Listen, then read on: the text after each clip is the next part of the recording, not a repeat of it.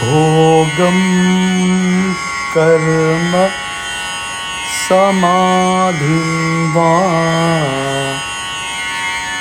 kuru vijña tathāpi te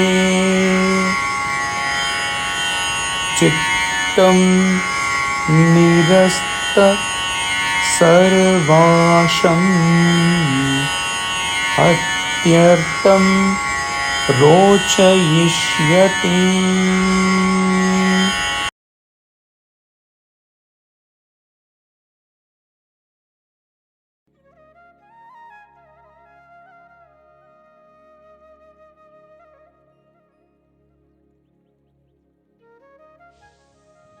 O wise one, you may enjoy the world or undertake work or practice mental concentration, samādhi, but your mind will still yearn for your own true nature, which is beyond all objects and in which all desires are extinguished.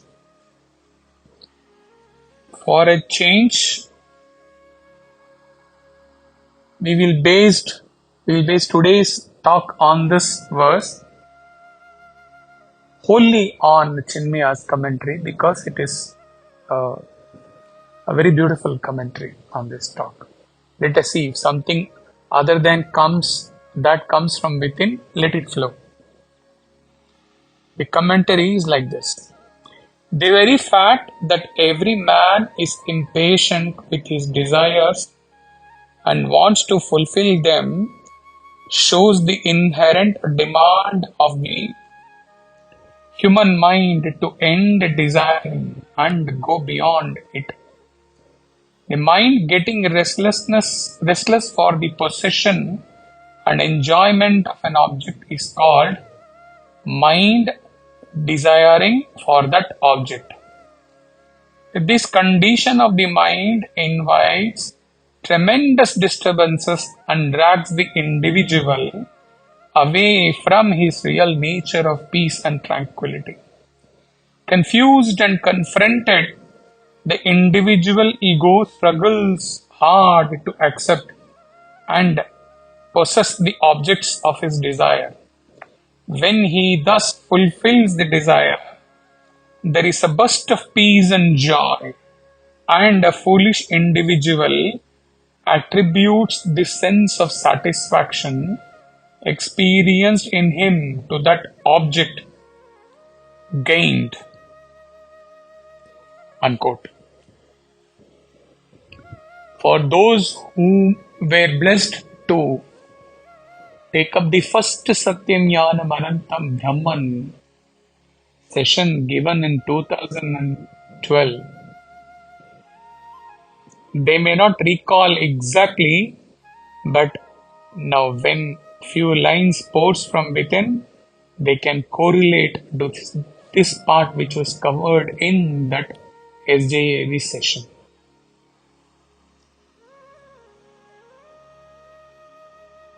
Man takes up or runs after so many objects, so many modes, so many pursuits for getting happiness. Even if you take lower level of happiness, pleasures. But you can imagine your happiest moments in your last 10, 20, 30 years of life. Leave the contemplation part of it. Leave the glimpse of self. Other than that, even at the worldly level, it can be the lowermost passion or a higher level. Pursue it. Anything. The modes or the sources or the objects pursued may be different, totally different. But imagine when the desired objects gave you the fullest satisfaction, peak of satisfaction. At that time, what has happened? Now, if he tells you, now you can relate to that. Otherwise, you might not have even thought about it. When one reaches the peak of satisfaction in any pursuit, any object's pursuit, taking from the lower means of pleasure to a higher realm of pleasure, of happiness. When one reaches the peak of happiness, peak of satisfaction,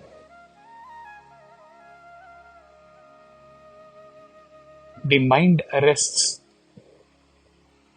Could be for few seconds, couple of minutes, or maybe 5 minutes max. In very rare cases, maybe a day or two. Very rare, but maximum 5 minutes, 10 minutes. After getting the peak of satisfaction, the mind rests.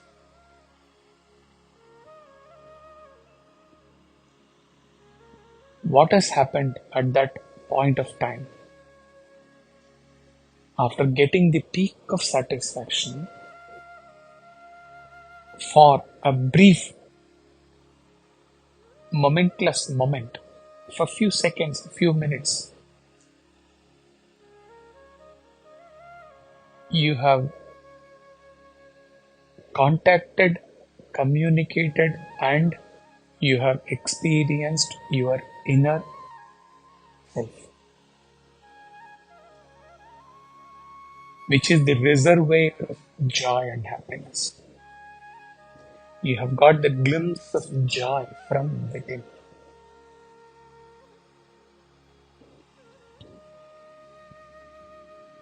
So, it is indeed stupid or foolishness to think that such and such object or such and such thing gave me that full happiness. No. When due to whatever situation, whatever objects, whatever thing you pursued, when you reached the pinnacle, when you reached the peak of happiness, the relevance of the object pursued is totally gone. You are communicating with your own self for a brief time. That is what this verse is all about. It says, whether you take up any enjoyment of the world or undertake any work or practice mental concentration. Okay. The undertaking of the work is at the physical level. Enjoying the world is at the mental level. Practicing nididhyasana is at the intellectual level, body, mind, intellect. What the verse tries to drive home, wherever you may go, whatever you may pursue, in all your pursuits, physical, mental, intellectual, cheap, good, very good, higher, highest, whatever pursuits you may undertake, actually all of them are drawing you towards your inner craving for experiencing your own nature, divine self. So imagine if you leave all these objects which you had been pursuing, and if you are able to eternally exist as that joy of self, would you need anything more than that from the creation? Never. Not possible. This is the beauty given to you in this beautiful verse. Again, let's see the commentary. The silent and eternal yearning of a human mind to realize its real nature is the explanation why no man is totally satisfied by all that he possesses. Even if he were to possess the whole universe, still there is in him a sense of discontentment, bitter taste of non-fulfillment. Keeping the fundamental idea in mind, here the saintly teacher declares that a mind may engage himself in sensuous enjoyments or in fulfilling his duties or spend his time in a life of secular or sacred contemplation.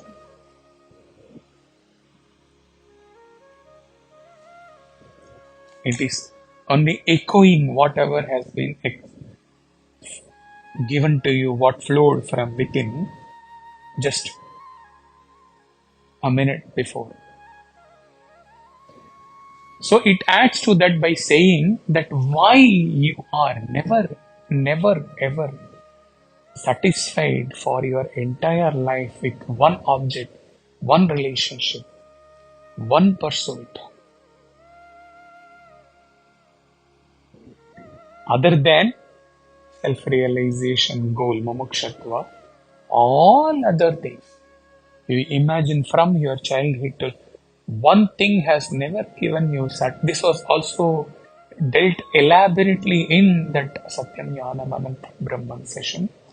Never an object has the potency, power to give you that wholesome happiness for your entire life, because indirectly, subtly, in all your pursuits of pleasures through all objects, you are pursuing your eternal search for the inner joy of inner self.